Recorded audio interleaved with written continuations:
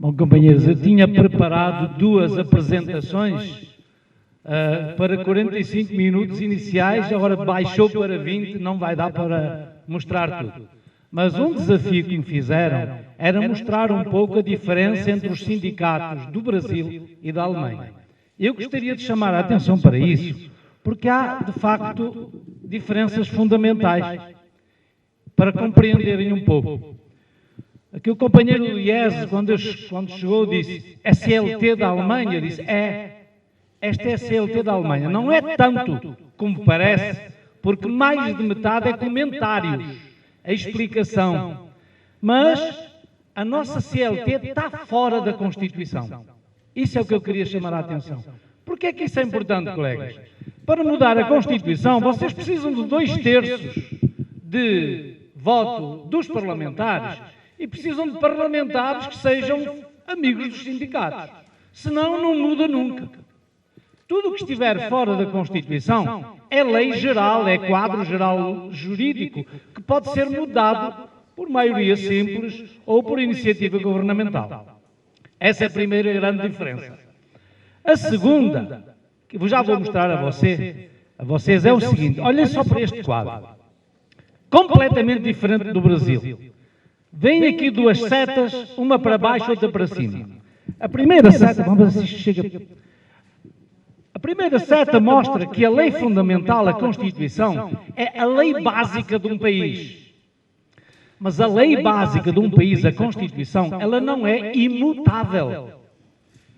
Quando ela nasce, ela nunca nasce perfeita, ela pode ser modificada para melhor. Então, tudo o que vier a seguir à Constituição, uma lei de um Estado federado, um contrato coletivo, um acordo de empresa, um costume de comportamento de uma empresa ou qualquer contrato individual, nunca pode ser pior do que a Constituição, tem que ser sempre melhor. Não é? A gente tem que melhorar a Constituição. E o que é que acontece?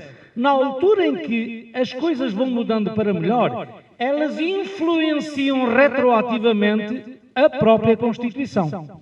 Um exemplo. A Alemanha diz que o horário de trabalho é de 48 horas. Ponto. Os contratos coletivos na Alemanha, neste momento, dizem que o horário é de 35 horas. Ou seja, melhorei a lei. Aqui vocês não podem fazer isso, porque a lei, a CLT, está na Constituição e amarra os sindicatos. Se vocês fizerem isso, pode acontecer que algum esperto jurídico diga assim, espera aí, mas na lei, na Constituição diz 44 horas. Como é que você está negociando 40?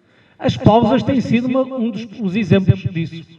Ou seja, hoje nós temos na Constituição mudanças, melhorias para os trabalhadores que foram proporcionadas pelas negociações coletivas.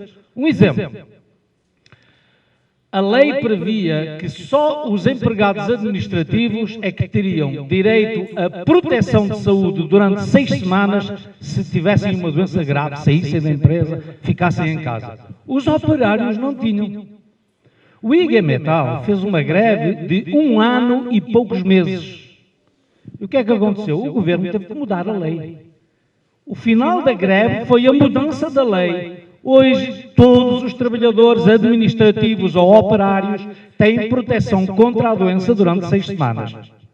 Ou seja, isso significa o seguinte, que ficando em casa, o patrão é que paga. A partir das 6 semanas, paga aquilo que nós chamamos o seguro de doença, que aqui seria o convênio médico. Não é? Bom, então e na Constituição o que é que está? Está alguma coisa? Está.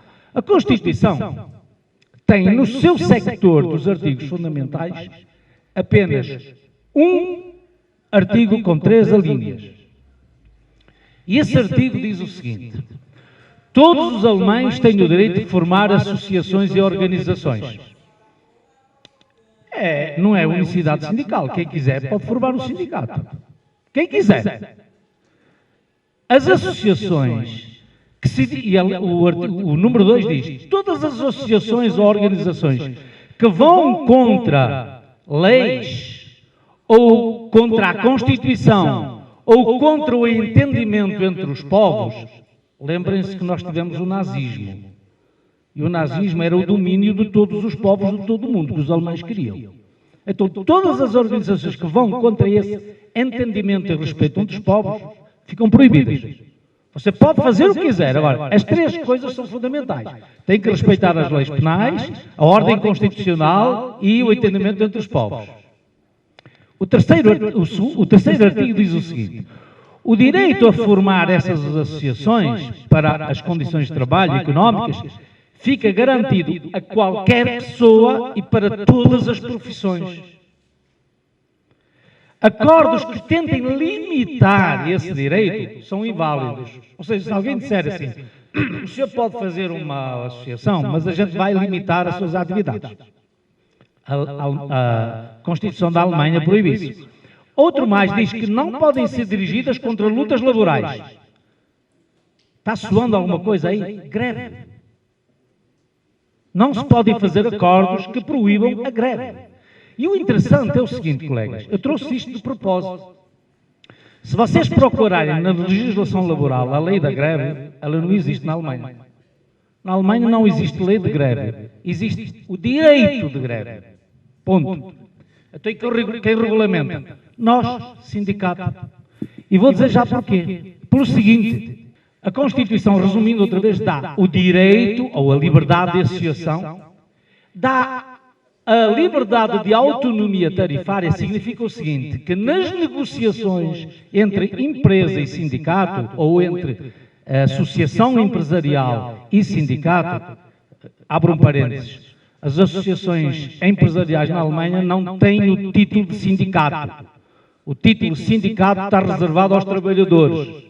As outras são associações empresariais, não é? Ou empresário, se for um só.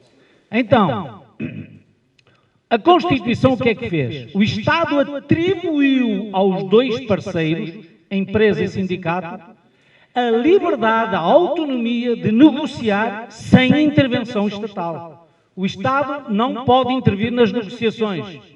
Quando eu digo isso, não pode proibir a greve. Não chama a polícia.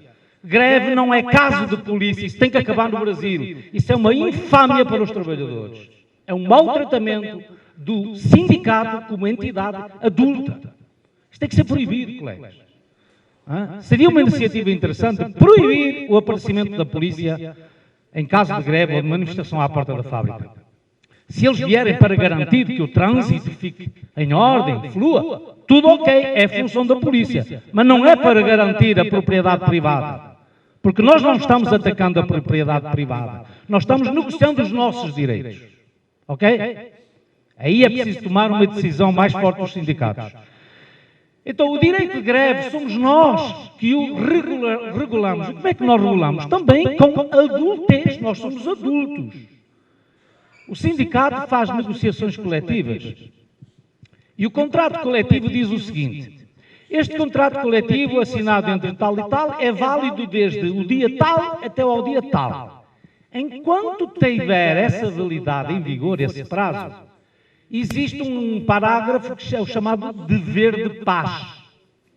Ou seja, nem a empresa pode deixar de cumprir, nem o sindicato, o que está nesse contrato coletivo. No momento em que esse dever de paz está em vigor, ninguém pode fazer greve. Porque acordado é acordado. A gente acordou, a gente cumpre. No momento em que uma das partes quebre o que foi acordado, nessa altura o sindicato pode fazer greve, se foi o patrão que quebrou. O que é que eu digo isto, colegas? Eu já tive aqui empresas que disseram o seguinte, eu falo muito também com os empresários, claro, é o diálogo social. Manuel, como é que eu posso fazer um contrato coletivo ou assinar um acordo com um sindicato que assinou e no dia seguinte diz isso não é válido mais para mim? E eu pergunto, porquê você assinou?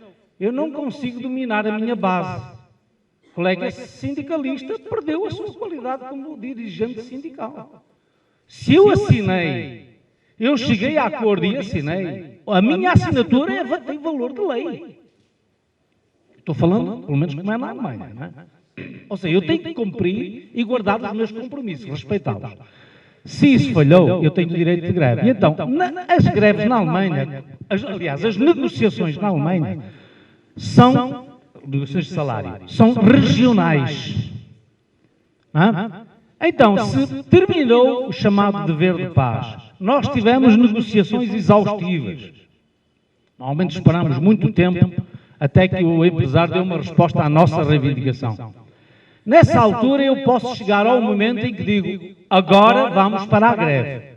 Então é o sindicato que vai organizar a greve da seguinte maneira. Eu vou dizer, na região de Stuttgart, que é a região sul do país, estamos em negociações, vamos entrar em greve porque os empresários não dão resposta. Então, todos aqueles trabalhadores organizados sindicalmente que forem atingidos por essa greve vão votar a favor ou contra. Só existe sim ou não na votação. A votação é secreta e é controlada. É necessário, e agora reparem, porque a greve é o as da jogada do sindicato, é a última cartada que a gente joga. Às vezes aqui no Brasil, desculpa a minha intromissão, quando há negociações, a primeira jogada que vocês fazem é a greve. E depois, ou seja, disparar o tiro que mata e depois querem vencer, não dá. O último tiro é aquele que eu dou para matar, entre aspas, não é? Para matar entre aspas. Então a greve é o último tiro que o sindicato tem, é a sua arma mais forte. Nesse contexto, é necessário que 75% dos trabalhadores que vão ser atingidos pela greve votem a favor, porque se não votarem 75%, não há greve. Isso está nos nossos estatutos do sindicato. No final, como houve greve, no caso, portanto, 75 votarem a favor, depois de chegar a um acordo da negociação, nessa altura fica mais fácil, porque o pessoal está em greve, o empresário cede mais facilmente. Nessa altura é necessário que só 50% mais um votem a favor para aceitar. Ou seja, com a greve não se brinca. A greve é uma arma forte, é um direito nosso, que não pode ser coartado nem impedido. Um exemplo, para vocês verem como é. Há um sindicato muito pequenino na Alemanha, no aeroporto de Frankfurt. São 200 e tal trabalhadores que controlam os voos. Eles fundaram há pouco tempo um sindicato. É um sindicato de classe. Pequenino, não tem força nenhuma. Parece. Só que quando os controladores de voo deixam de trabalhar, nenhum avião voa. E eles fizeram isso há dias. Fizeram greve, nenhum avião levantou, nem pousou.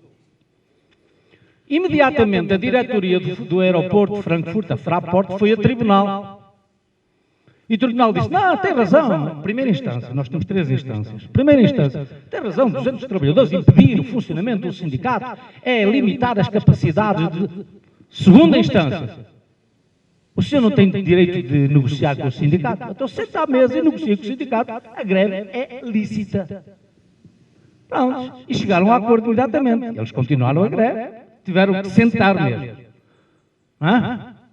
É para vocês verem que leva-se muito a sério.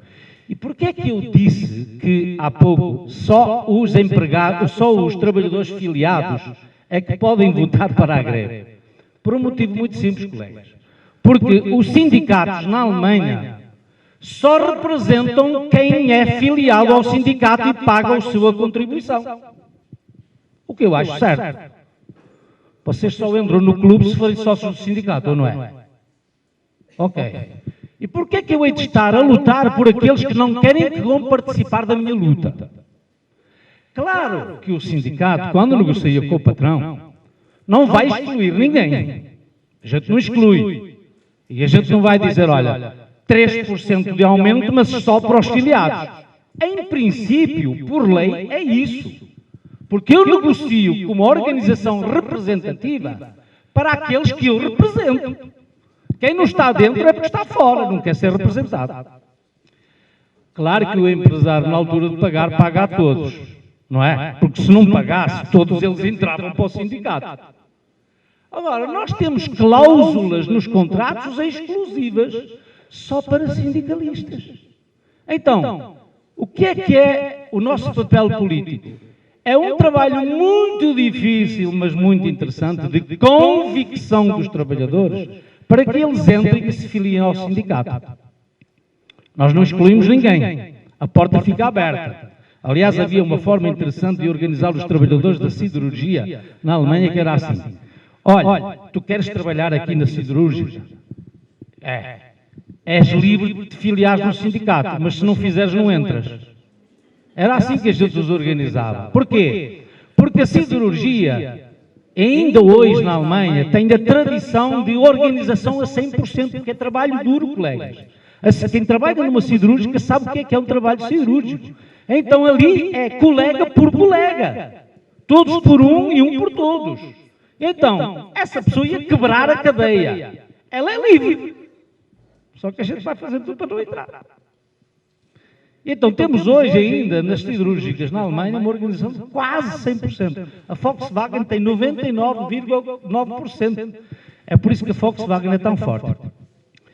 Colegas, outra coisa, então, mas como é que é isso dos sindicatos? Vocês, olha, colegas, nós temos sindicatos de trabalhadores, são 9 na Alemanha. Não, 8.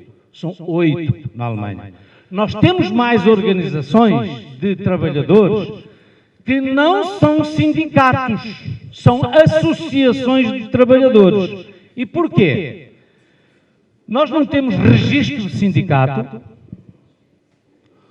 O Ministério do Trabalho não tem nada que meter o nariz. Se o trabalhador se junta, como aqui, no seu congresso de fundação e diz: eu fundei o Sindicato dos Metalúrgicos de Osasco e região, eu sou adulto, está aqui a minha identidade. O resultado do congresso, que são os estatutos, é a minha identidade de reconhecimento. Eu não tenho nada que registrar o sindicato em lado nenhum. A legislação na Alemanha só apresenta as seguintes exigências para que um sindicato seja sindicato. Primeiro, tem que ser uma associação livre de pessoas. Ninguém pode ser obrigado, não é? E tem que ter uma filiação voluntária. O que é que significa isso? Que não há imposto sindical na Alemanha, colegas. Aqui vocês têm uma vida muito facilitada. Deixem-me dizer sinceramente, nós na Alemanha não temos imposto sindical, ou seja, o sindicato tem que zelar, esforçar-se, lutar por convencer os trabalhadores a filiar-se à organização livremente e a pagar a sua cotização sindical. Segundo, ser independente da mudança dos filiados, ou seja, o filiado pode fazer o que quiser, o sindicato permanece. Ele pode mudar, pode sair, pode entrar, etc. Tem que ter uma independência política e financeira. Está soando no vosso ouvido alguma coisa? Independência política e financeira? No meu sindicato, no IG Metal, estão a ver aquele símbolo à direita em cima, não se pode perguntar a que partido é que tu pertences. A bandeira do partido fica à porta do sindicato. Lá dentro só entra a bandeira do sindicato. E porquê, colegas? A razão é lógica, é muito simples. Como trabalhador, eu luto pelos interesses dos trabalhadores na sua relação capital-trabalho. Dentro de uma fábrica, os interesses são comuns, são iguais praticamente para todos. Politicamente, cada um desses trabalhadores pode ter ideias diferentes. Então, como é que eu posso fazer com que um sindicato siga uma linha política partidária de uma só? Significa que eu estou excluindo alguns que não são da minha linha política. O que é que nós fazemos? Fazemos o contrário do que se faz às vezes aqui, ou noutros países, não sei. Os trabalhadores sindicalizados serem também filiados a partidos políticos e levar as ideias do sindicato para o partido e não o contrário. Porque trazer as ideias do partido, posso trazer a opinião do partido para discutir dentro do sindicato. Agora, dentro do sindicato eu tenho orientações políticas diferentes, tenho ideias diferentes. Eu tenho que harmonizar a luta política para obter os meus objetivos. Então, o papel do sindicato é dizer o seguinte: olha, os nossos requisitos, as nossas reivindicações políticas são estas e estas. Se o senhor preenche, a gente apoia. Se o senhor não preenche, a gente não apoia. Vocês lembram, havia um chanceler da Alemanha, que equivale aqui à presidente, chamado Gerhard Schröder, que era do Partido Social Democrata. Aliás, um partido com quem os sindicatos, em geral, na Alemanha, têm muito bom relacionamento, porque tiveram a mesma fonte histórica, surgiram praticamente da mesma orientação. Grandes políticos do SPD eram grandes líderes sindicais. Mas no momento em que o Sr. Gerhard Schröder, chanceler da República Federal da Alemanha, mudou as leis sociais, o sindicato disse, acabou a festa. Já lá vão 10 anos que os nossos relacionamentos sindicais com o Partido Social Democrata estão esfriadas, como nós chamamos, ou quase congeladas. Elas estão se descongelando agora, porque as leis estão mudando agora de acordo com a vontade dos sindicatos, mas muito lentamente. Muito lentamente. Portanto, não se brinca com as organizações dos trabalhadores. As organizações dos trabalhadores têm que ter a coragem de dizer a um partido político: acabou, comigo você não conta, porque você não está respeitando os direitos ou as vontades, os interesses dos trabalhadores. Segundo, ter uma estrutura democrática. Estrutura democrática significa eleitos, não nomeados, não é? Vocês sabem disso.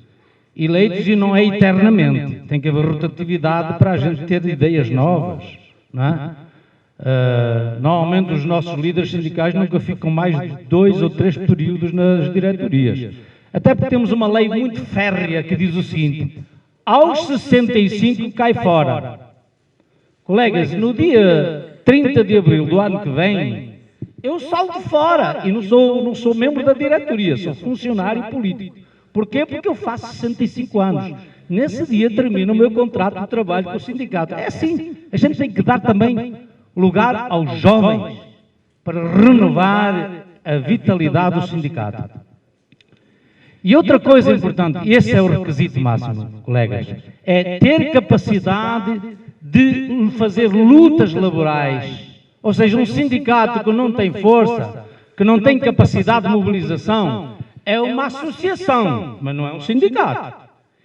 E a condição sine qua non é capaz de fazer, então, de reconhecimento do direito de contratação, não é esse, desculpa, é capaz de fazer um contrato coletivo. Um sindicato que não tenha capacidade de luta e de celebrar um contrato coletivo com uma empresa, não é considerado na Alemanha um contrato coletivo, ou um sindicato a sério. É uma associação de trabalhadores, não é um sindicato. É por isso que nós temos muitas organizações de trabalhadores, mas nem todas são sindicatos. E tenho aqui novamente uma lista de... É praticamente a mesma coisa, mas de outra maneira. Primeiro, fixar como tarefa nos seus estatutos a defesa dos interesses dos seus filiados. Isso tem que estar nos estatutos. A minha função como organização é defender os interesses deles. Segundo, mostrar vontade de celebrar contratos coletivos. Ou seja, eu não posso negar a celebrar o contrato coletivo porque eu estou defendendo essas pessoas. Terceiro, ser criado de forma livre. E atenção, está lá sublinhado, ser livre de adversários. Como já disse as outras coisas, eu vou dizer o que é que significa ser livre de adversários. Segundo uma sentença jurídica máxima do Tribunal Superior do Trabalho, 28 de março de 2006, é condição essencial para obter a qualidade de sindicato, o que é ser livre de adversários. E uma organização é livre de adversários quando não existe qualquer forma de dependência pessoal. Por exemplo, se um empresário se filiar ao sindicato, eu fico dependente dele, porque ele é adversário. Ele não é trabalhador, ele é empresário. E segundo, se houver uma dependência financeira dos seus contraentes sociais.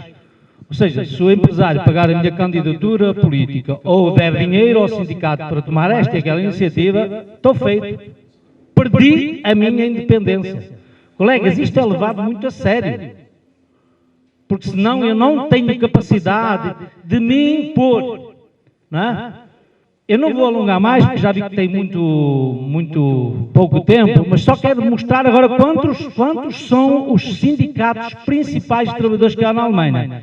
Nós temos uma central sindical, que é a DGB, corresponderia aqui à Força Sindical, ou à CUT, ou às 6 que estão reconhecidas, e a mais algumas que não estão reconhecidas, não é?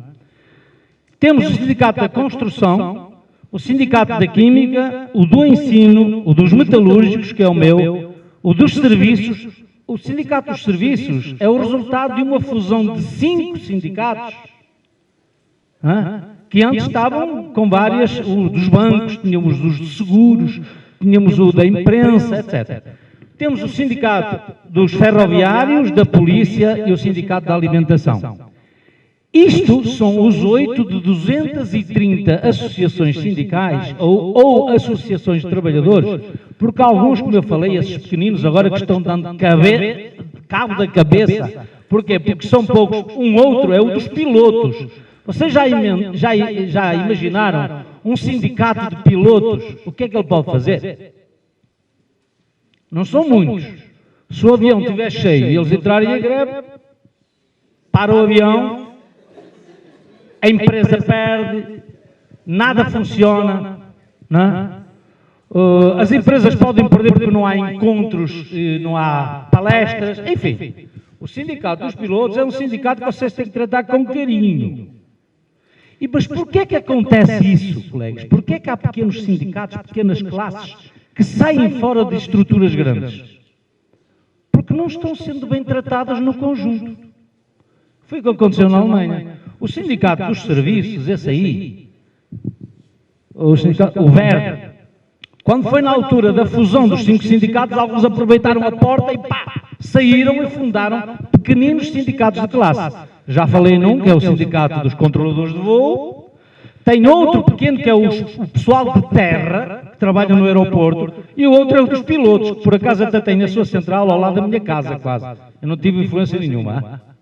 Mas esses sindicatos saíram, porquê? Porque no conjunto geral, os seus interesses não estavam sendo levados a sério. Porquê é que há centrais sindicais que se separam de outras para formar umas novas?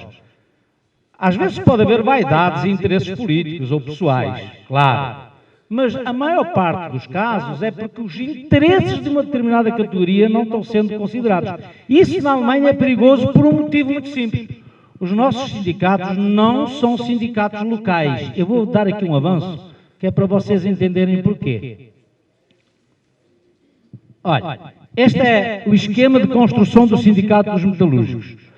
O órgão mais importante, como em todo lado, é o Congresso. O Congresso é quem manda, é o Parlamento do Sindicato. O Congresso é como se fosse o Parlamento do Estado. Não é? A seguir tem o Conselho Federal, que é aquilo que chamaríamos a Diretoria Nacional, que é composta de membros que vêm de todo o país. E depois temos a Executiva, que é a Direção Nacional, que são aqueles que executam as tarefas do dia-a-dia.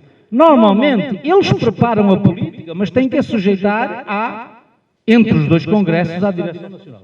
E temos ali um órgão de controle, que eu não sei se existe aqui neste país. O órgão de controle na Alemanha, segundo os estatutos do IG Metall, do meu sindicato, são 5 pessoas, a gente chama-lhe os 5 anjos, que são eleitos no Congresso, não podem ter mais nenhuma função no sindicato, só essa. E são pessoas que estão girando pelo país, controlando, primeiro, a direção, que é para ver se ela cumpre aquilo que foi decidido no Congresso. Não é? E depois eles vão girando pelo país. Nós temos as chamadas regiões distritais, que equivaleria aqui ao Brasil, às vossas confederações estaduais, que é onde se faz a política tarifária, as negociações coletivas. E depois nós temos aquilo que chamaríamos, nós temos aqui as 7, que são Renânia, Frankfurt, Baviera, Baden-Württemberg, Berlim, a zona costeira e a Baixa Saxónia. E aqui temos aquilo que corresponde aos vossos sindicatos locais, que são os que são nós chamamos de administrações. Porquê?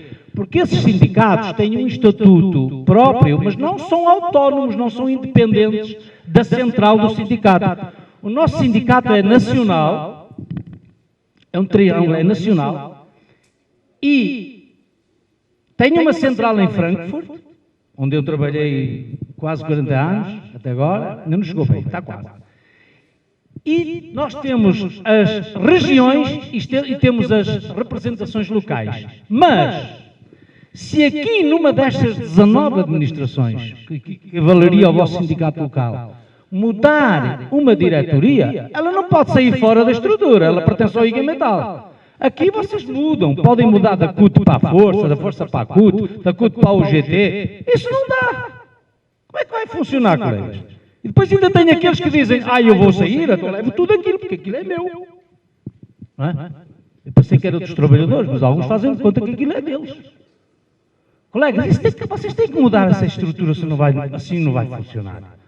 Eu não quero dizer que copiem, porque não é melhor, não. A vossa história são vocês que a fazem.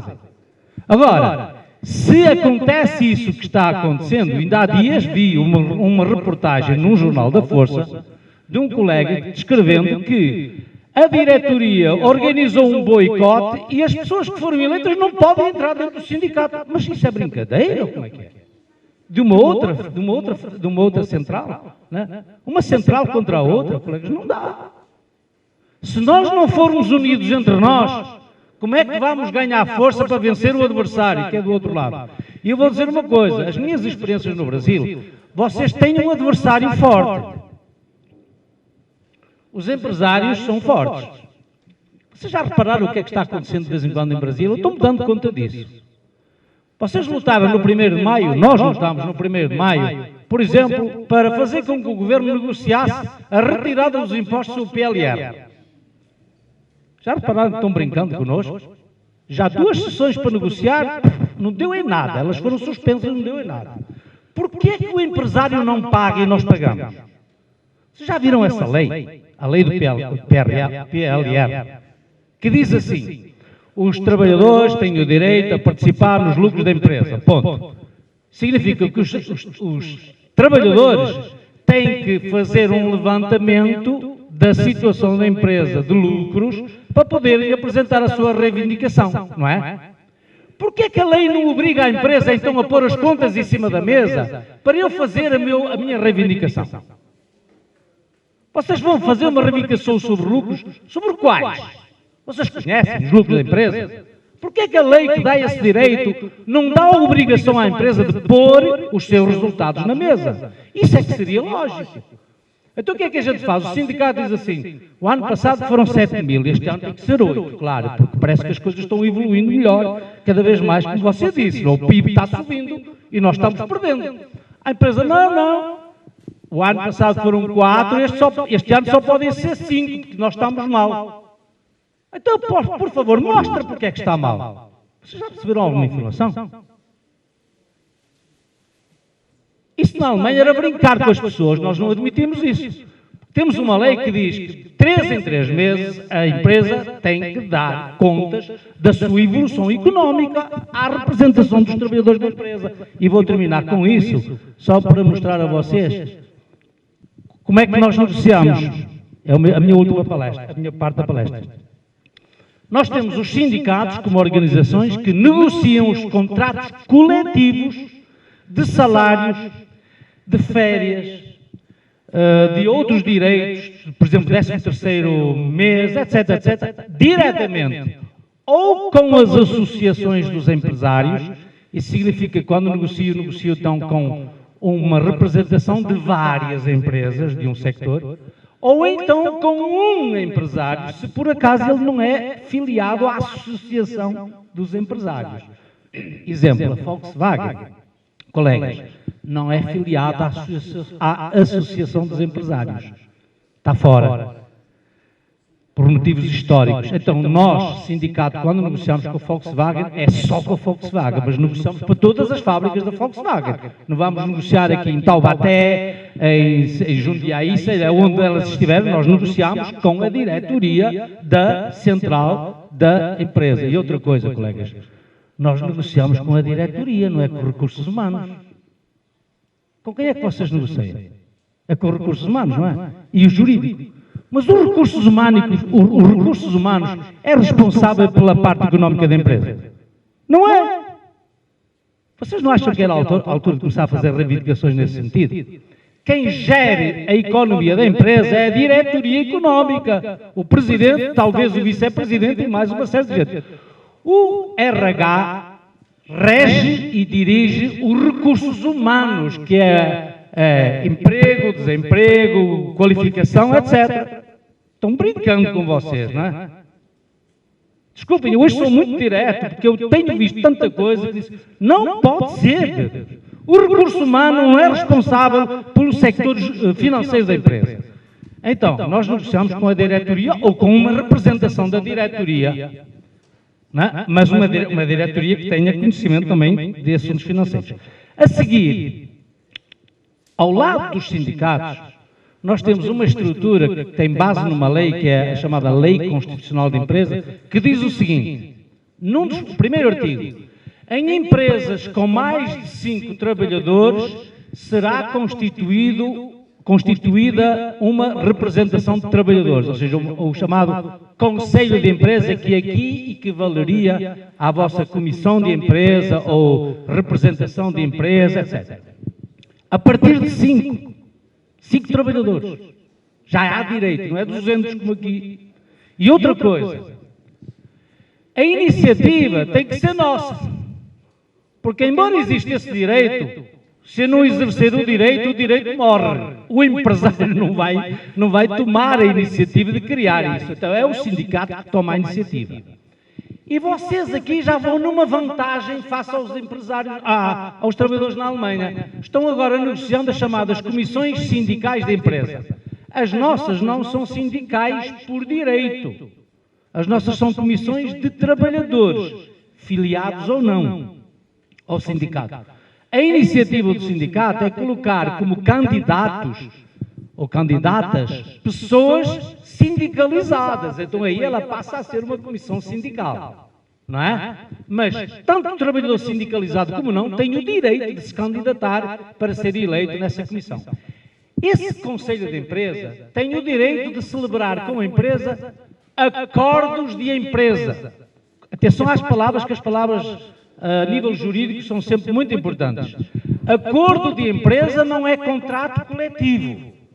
Contrato coletivo é direito exclusivo dos sindicatos. Por exemplo, se o sindicato negociar com a empresa, olha, não existe, aliás, na lei alemã diz que as férias é um mês. Ponto. Não diz se é 30, se é 31 dias, é um mês.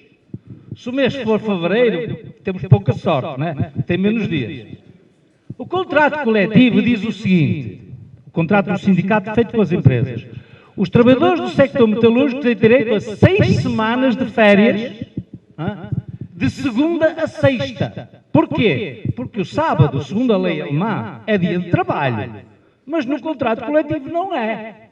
Só por exclusão. Por exemplo, nas siderúrgicas, você tem que trabalhar ao sábado porque o alto forno não para. Mas não conta para a contagem das férias, não conta como dia de trabalho. Então nós temos 6 semanas, é quase mês e meio, é um pouco mais. Isso é negociação de direito do sindicato. O que é que faz o Conselho de Empresa? O Conselho de Empresa vai à empresa e diz assim, olha, o IG Metal negociou agora 6 semanas e meia de férias, não é? Como é que a gente vai distribuir isso? Nós temos aqui 3.000 trabalhadores. Não podem ir todos ao mesmo tempo, senão a empresa fecha. E a empresa tem que continuar. Então, nós vamos fazer uma escala de férias, um plano, e vamos ver quem vai primeiro e quem vai depois. E reparem como isso é importante, colegas. As férias na Alemanha são por estados. O Estado Federado é que determina quando são as férias estaduais. Então, tem alturas em que um Estado está em viagem e o outro está trabalhando. Porquê? Porque isso está conectado às férias escolares. E o que é que isso significa? Que então o Conselho de Empresa tem que negociar com a empresa quem é que vai, nessa altura das férias estaduais, de férias, porque são férias escolares, quem vai em primeiro lugar? Quem tem filhos na escola. Quem não tem, se ferrou, tem que ficar ali, tem que esperar pela próxima rodada. Faz filhos, que nós estamos precisando de filhos na Alemanha, não é? Estávamos com 80 milhões de cidadãos, estamos agora com 70 milhões e gritando que não há gente. Vai por aí. Por que é que isso é importante, colegas? Porque quem vem atrás de mim é que vai pagar a minha aposentadoria.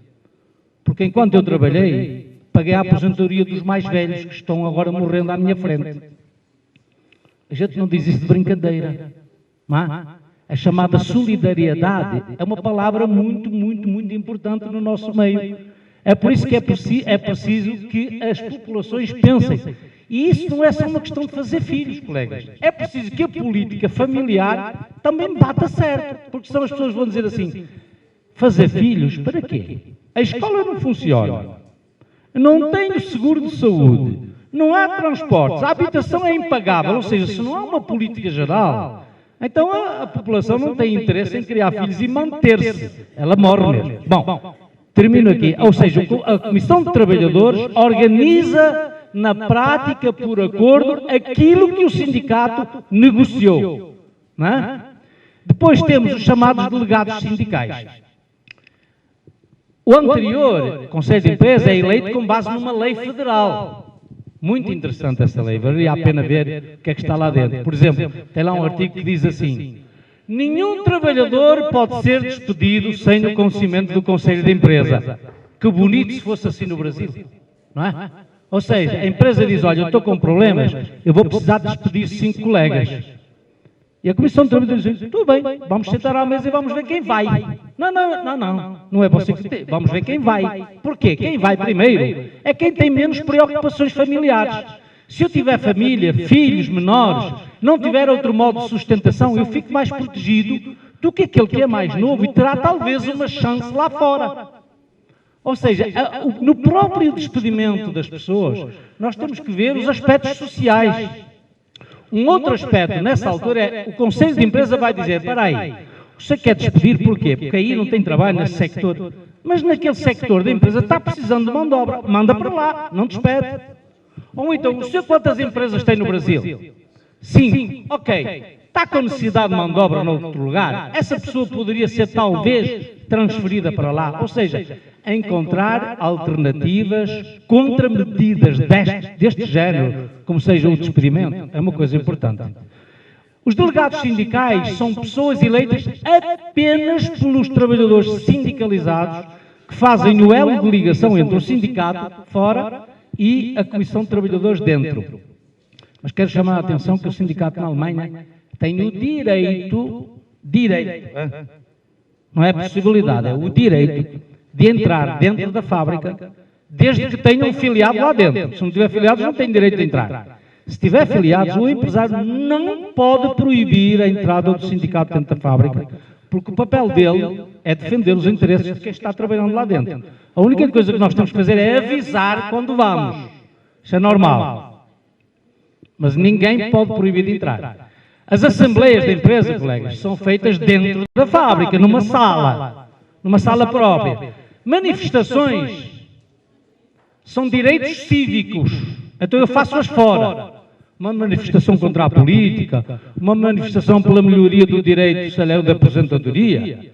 Agora, manifestações pelos direitos dos trabalhadores são direitos laborais. Esses não se fazem na rua, fazem-se dentro da fábrica. Então as assembleias de empresa, assembleias de trabalhadores, são dentro da fábrica. Hoje já há algumas empresas no Brasil que fazem isso e dizem que até é melhor. Não é? Quem comanda a Assembleia de Trabalhadores dentro da fábrica é o Presidente da Comissão de Trabalhadores, não é o patrão. O patrão tem o direito de falar quando o Presidente da Comissão de Trabalhadores lhe der a palavra. Bom, eu deitei aí muito material para discutir, vou terminar aqui, obrigado pela vossa paciência.